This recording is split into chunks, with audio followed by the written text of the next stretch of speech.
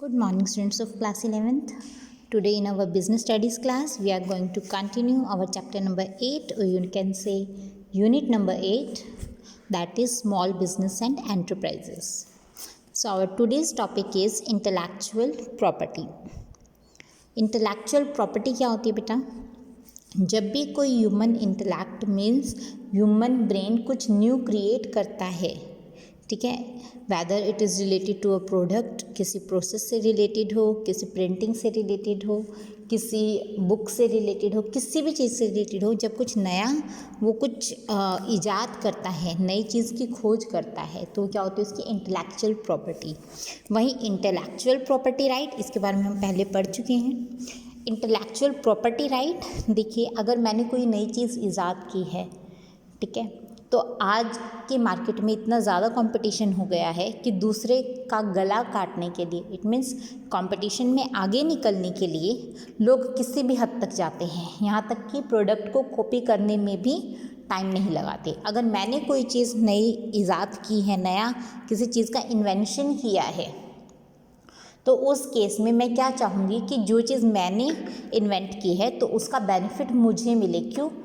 मैंने एक दिन में कोई चीज़ खोज नहीं की होगी, मैंने उसके ऊपर काफ़ी वर्क किया होगा, रिसर्च की होगी, काफ़ी सारे एक्सपेरिमेंट्स किए होंगे, तब जाके वो एक चीज़ मुझे मिली होगी। जब मैंने इतनी मेहनत की है उस चीज़ को बनाने के लिए, तो मैं ये चाहूँगी कि उसका जो बेनिफिट है वो मुझे ही मिले, कोई दूसरा उसको यूज़ ना करे। इसके लिए गवर्नमेंट ने हमारी एक इंटेलेक्चुअल प्रॉपर्टी राइट बनाया है, इंटेलेक्चुअल प्रॉपर्टी राइट।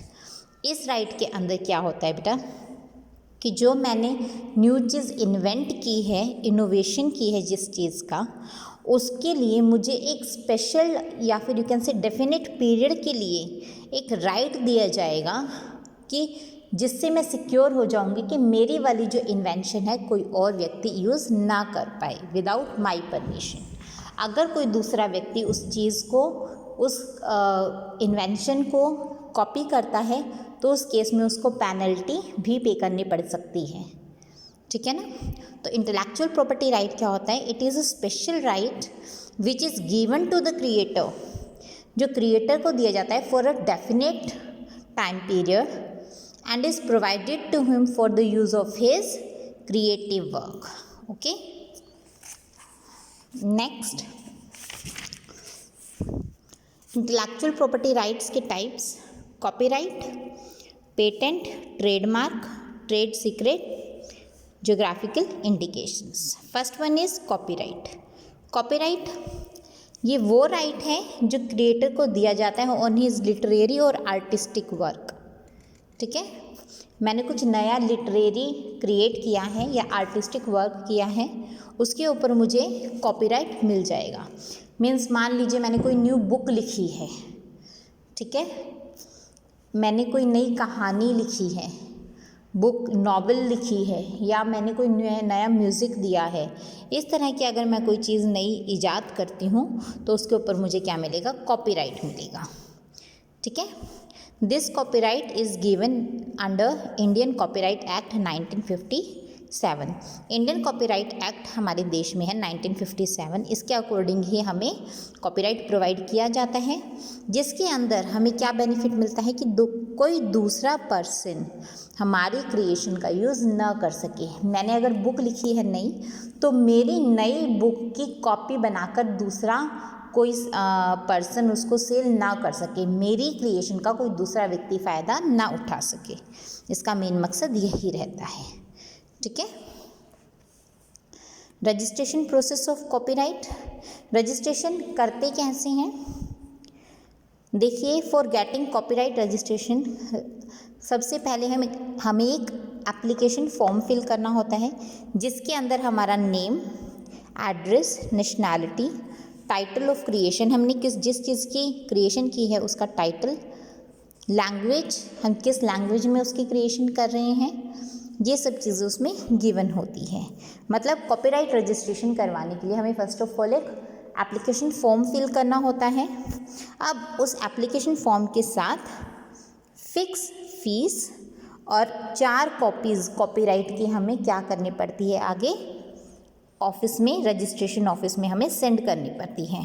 और 30 दिन के अंदर एप्लीकेशन फॉर्म को चेक करने के बाद हमें एक कॉपीराइट रजिस्ट्रेशन सर्टिफिकेट दिया जाता है। क्या दिया जाता है? Copyright registration certificate. ठीक है,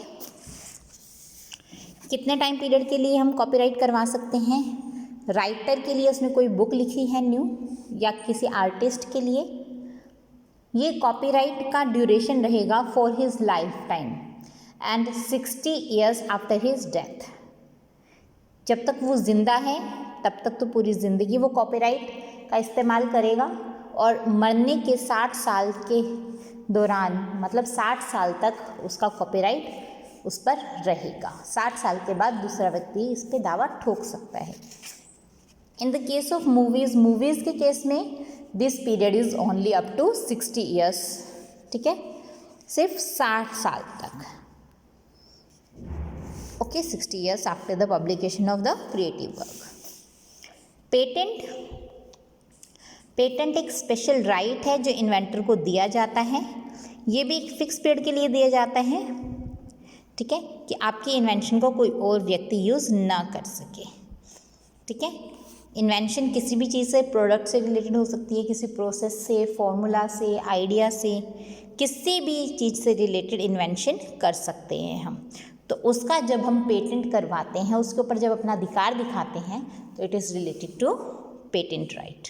ओके, सो पेटेंट क्या होता है? It refers to the right given to a creator as a result of his new creation, useful and non obvious. Non obvious means जो पहले इस्तेमाल में नहीं लाई गई है, प्रोडक्ट और process.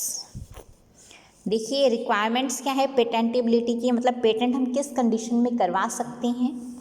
First one is patentable subject matter. हमारा जो सब्जेक्ट मैटर है वो पेटेंट करने लायक रहे।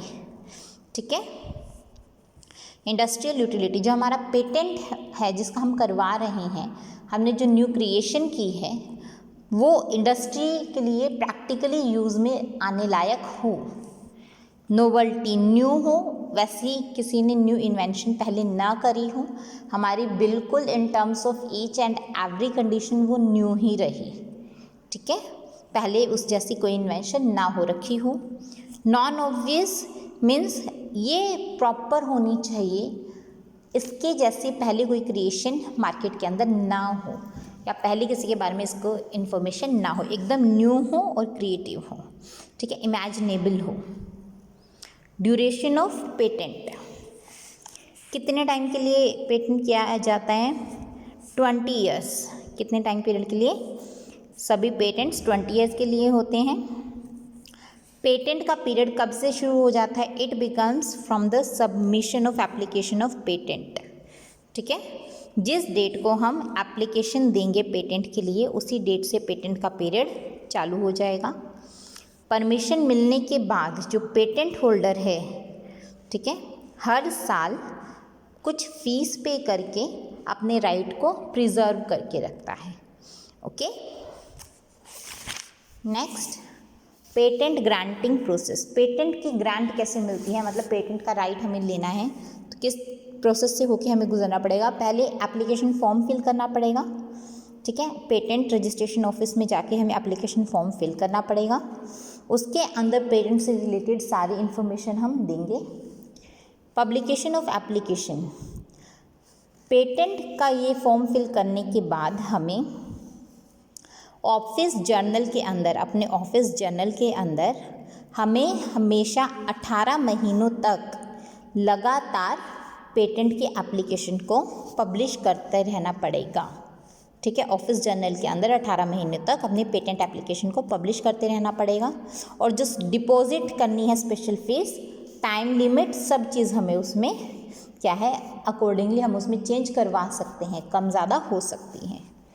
प्री ग्रांट ऑपोजिशन, देखिए हमें अभी ग्रांट मिला नहीं है, इट मीन्स हमारा पेटेंट हुआ नहीं है क्रिएशन का, लेकिन उससे पहले अगर कोई तीसरी पार्टी हमारे पेटेंट के ऊपर कोई ऑब्जेक्शनेबल क्वेश्चन उठाना चाहती है तो उसको पूरा राइट हम देंगे, लेकिन वो लीगल होना चाहिए। अगर मान लीजिए हमने किसी न्यू क्रिएशन पे अपना पेटेंट साबित करने के लिए कि हाँ मैं इस पर पेटेंट अपना करवाना चाहती हूँ, तो उसके लिए मैंने एप्लीकेशन फिल कर दी, ठीक है। अब एप्लीकेशन फिल करने के बाद कोई तीसरा व्यक्ति वो कह रहा है कि ये वाली जो क्रिएशन है तो पहले क्रिएट की जा चुकी है, इस पर तो मेरा पेटेंट है, तो वो ऑब्जेक्शन उठा सकता है। जो हमने सिर्फ एप्लीकेशन फॉर्म 18 महीनों तक अपने ऑफिस जर्नल में पब्लिश की हुई है, और ऑफिस जर्नल तो सब पढ़ सकते हैं इजीली। तो अब क्या होगा, जो हमारे ऊपर ऑब्जेक्शन उठा है उसके ऊपर क्या होगी, कार्रवाई होगी। अगर देखिए फिलिंग फॉर एग्जामिनेशन, इसके अंदर क्या है कि अगर कोई पार्टी ऑब्जेक्शन उठाती है तो उसके आगे कार्रवाई होगी। अगर पेटेंट हमारा गलत साबित होता है तो हमारा वहीं पे पेटेंट की एप्लीकेशन रिजेक्ट कर दी जाएगी। अगर गलत साबित नहीं होता है तो उसके बाद क्या सिचुएशन आती है, देखिए एप्लीकेशन ऑफिस के अंदर प्रिस्क्राइब्ड फीस के साथ फाइनल एग्जामिनेशन के लिए क्या किया जाता है, हमारा पेटेंट आगे एग्जामिनेशन के लिए भेजा जाता है। पेटेंट ऑफिस का डिसीजन, अब ऑफिस के डिसीजन पे डिपेंड करता है कि वो हमारा पेटेंट करते हैं या नहीं करते हैं। पब्लिकेशन ऑफ ग्रांट, अगर हमारा पेटेंट की एप्लीकेशन या पेटेंट का रजिस्ट्रेशन एक्सेप्ट हो जाता है तो एक्सेप्टेबल जो पब्लिकेशन है पेटेंट के रजिस्ट्रेशन का वो कहाँ दिया जाता है, it is again published in the office journal of the organisation. Post grant opposition, हमें देखिए पेटेंट ग्रांट मिल चुका है, पेटेंट का राइट मिल चुका है, उसके बाद भी कोई व्यक्ति हमारे ऊपर ओपोजिशन उठाना चाहता है विद लीगल रीज़न होना चाहिए उसके पास। अगर उसके पास इलीगल रीज़न है, गलत तरीके से वो कोई भी ऐसा कारण बताकर हमारे पेटेंट को रद्द करवाना चाहता है तो उसमें उसको भुगतान करना पड़ेगा। लेकिन अगर उसके पास लीगल रीज़न है हमारे ग्रांट को अपोज करने का तो उसके ऊपर प्रॉपर कार्रवाई होगी, ठीक है। और कार्रवाई होने के बाद अगर हमारा पेटेंट गलत साबित होता है तो हमारा पेटेंट रिजेक्ट भी हो सकता है। आफ्टर ग्रांट मिलने के बाद भी वो रिजेक्ट हो सकता है। ट्रेडमार्क होता है, it is some special word, symbol, slogan, ठीक है, साउंड, साइज, कलर, किसी भी चीज़ से रिलेटेड हो सकता है। जैसे ये शेप है, ठीक है, नाम मैकडोनल्ड, एम का साइन है ये, इट इज़ अ ट्रेडमार्क, ठीक है। I am loving it is a slogan, ये स्लोगन हम किसी दूसरे प्रोडक्ट में नहीं देख सकते, ठीक है ना। तो these all are the types of trademark, okay. Logo type Volkswagen का,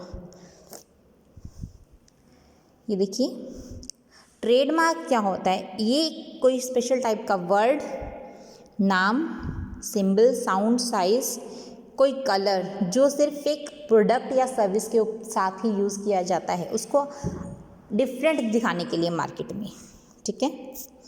आइडेंटिटी उसकी अलग बनाने के लिए, अलग से पहचान बनाने के लिए हम ट्रेडमार्क यूज़ करते हैं। देखिए इसमें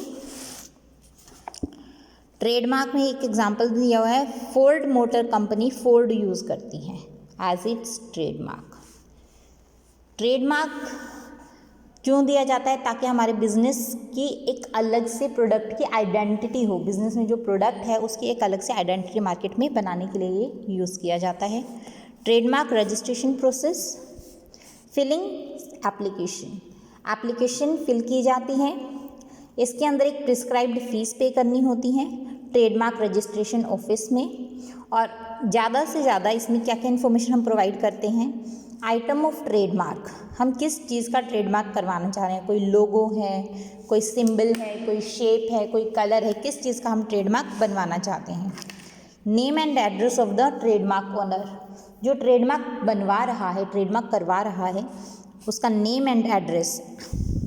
division of the trademark class, किस क्लास के अंदर ट्रेडमार्क आता है, और complete details of the product और सर्विस, जिस प्रोडक्ट या सर्विस के लिए हम ट्रेडमार्क करवा रहे हैं उसकी कंप्लीट डिटेल्स भी हम इसमें प्रोवाइड करते हैं। एप्लीकेशन फॉर्म हमने फिल कर दिया इन सब इन्फॉर्मेशन के साथ। आफ्टर दैट एप्लीकेशन हमारी एग्जामिन की जाएगी ट्रेडमार्क ऑफिसर के द्वारा। एग्जामिनेशन के बाद क्या किया जाएगा, पब्लिशिंग प्रपोज्ड ट्रेडमार्क, जो ट्रेडमार्क हमने प्रपोज किया है वो पब्लिश किया जाएगा, किसमें, ट्रेडमार्क जर्नल में।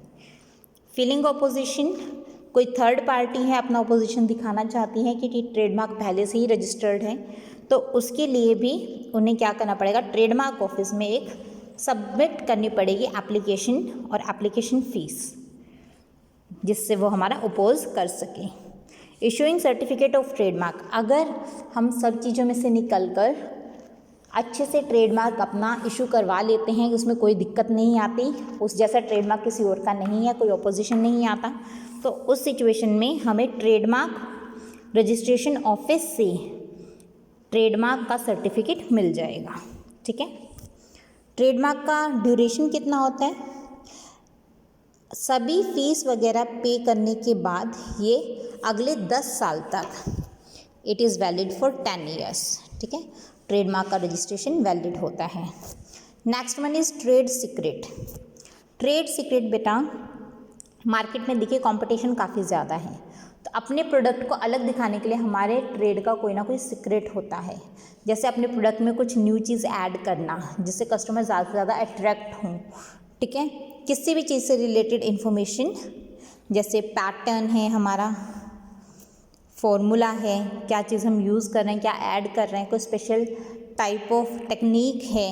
ठीक है, कस्टमर्स हैं, ये सब चीज़ें ट्रेड सीक्रेट्स में आती हैं, जो हमारे बिजनेस की प्रोग्रेस के लिए एक सीक्रेट के तौर पे हमारे काम कर रहा है, उसको भी हम पेटेंट करवा सकते हैं। ये सीक्रेट अगर लीक होता है तो उसके लिए भी जिसने लीक की है वो क्या होगा, हमारा पेनल्टी उसको दी जाए, मतलब पेनल्टी उससे ली जाएगी, हम लेंगे। ठीक है, देखिए बेटा नेक्स्ट है conditions of trade secret. Trade secret की कंडीशन कौन कौन सी होती है। ट्रेड सीक्रेट प्राप्त करने के लिए एक इंटेलेक्चुअल जो प्रॉपर्टी है उसका ये निम्न चीज़ें होना ज़रूरी है। एक तो वो सीक्रेट होना चाहिए जिसकी कुछ ना कुछ वैल्यू हो, कमर्शियल उसको वैल्यू हो। दूसरा, एफर्ट्स, उस इंफॉर्मेशन को एज अ सीक्रेट रखने के लिए कुछ ना कुछ एफर्ट्स किए गए हों। जैसे कोका कोला कंपनी है, ओरिजिनल रेसिपी जो कोका कोला बनाने की ओरिजिनल रेसिपी है वो सीक्रेट है उसका, उन्होंने उसको क्या करवा रखा है, ट्रेड सीक्रेट के तौर पे करवाया हुआ है, register in the registration office. Okay, information को सीक्रेट रखने के लिए क्या क्या तरीके हैं। To keep the information locked, information को लॉक रखने के लिए जहाँ मतलब ऑथराइज्ड जो पर्सन है जिससे ये इन्फॉर्मेशन मिली है उसी के पास तक रहे, दूसरी जगह पर ना जाए। नॉन डिस्क्लोजर एग्रीमेंट हम करवा सकते हैं कि हम ये वाला सीक्रेट जो हमें पता है किसी और के सामने प्रकट नहीं करेंगे। और इलेक्ट्रॉनिक ट्रांसफॉर्मेशन, ठीक है, उसका हम सिक्योर कर सकते हैं with the help of any kind of password. ये पासवर्ड जिसको पता है सिर्फ वही उस सीक्रेट के बारे में जानता है, बाकी किसी भी के पास इसका एक्सेस नहीं है। इसका शॉर्ट कमिंग्स क्या है। ट्रेड सीक्रेट राइट जो है हमारे देश में ये प्रॉपर सेफ नहीं है, क्यों, IPRS के वजह से ये रजिस्टर्ड भी नहीं हो सकता और इसके लिए कोई स्पेशल रेजोल्यूशन भी नहीं बना है। तो ट्रेड सीक्रेट राइट हम दूसरे देशों में चलता है बट हमारे देश में इतना वर्किंग नहीं है। Next one is geographical indications. Geographical indications क्या होते हैं बेटा, इसके अंदर एक प्रोडक्ट को यूनिक दिखाने के लिए उसका एरिया ऑफ प्रोडक्शन वो दिखाया जाता है। जैसे दार्जिलिंग की चाय, कोल्हापुर की चप्पल, मैसूर का सिल्क, बीकानेर की भुजिया। ठीक है, ज्योग्राफिकली क्योंकि वहाँ की ये चीज़ फेमस है तो वहाँ पर ज्योग्राफिकली डाल दी जाती है। और देखिए अबव लिस्ट ये बताती है हमें कि डिस्टिंक्शन है प्रोडक्ट में। एक तो हम नॉर्मल भुजिया बेच रहे हैं स्पेशल बीकानेर की भुजिया, दोनों में ज़मीन आसमान का फ़र्क रहेगा। जब हम ज्योग्राफिकल इंडिकेशन देते हैं it means we are specially making that product. Okay, we are specialised in making that product.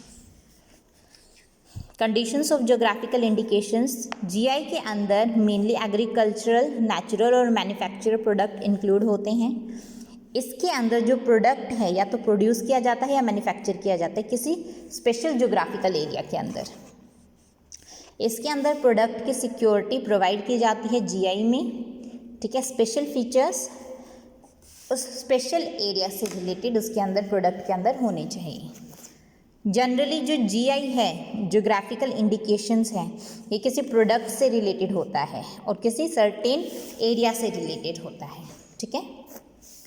Process of GI, registration process of GI, application form fill करना, सेम प्रिलिमिनरी स्क्रूटनी, इसके अंदर scrutinise किया जाता है, मतलब examine किया जाता है कि जो हम बोल रहे हैं बात कि ये भुजिया बीकानेर की है, बीकानेर में जो इंग्रेडिएंट्स डाले जाते हैं भुजिया में वही सेम इंग्रेडिएंट्स इसमें यूज़ हुए हैं, तो उसकी स्क्रूटनाई होती है, मीन्स उसको चेक किया जाता है on the level of truth.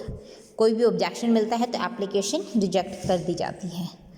Registrar examine करता है प्रोडक्ट को, ठीक है। Publication of GI, GI publish की जाती है 3 मंथ के अंदर।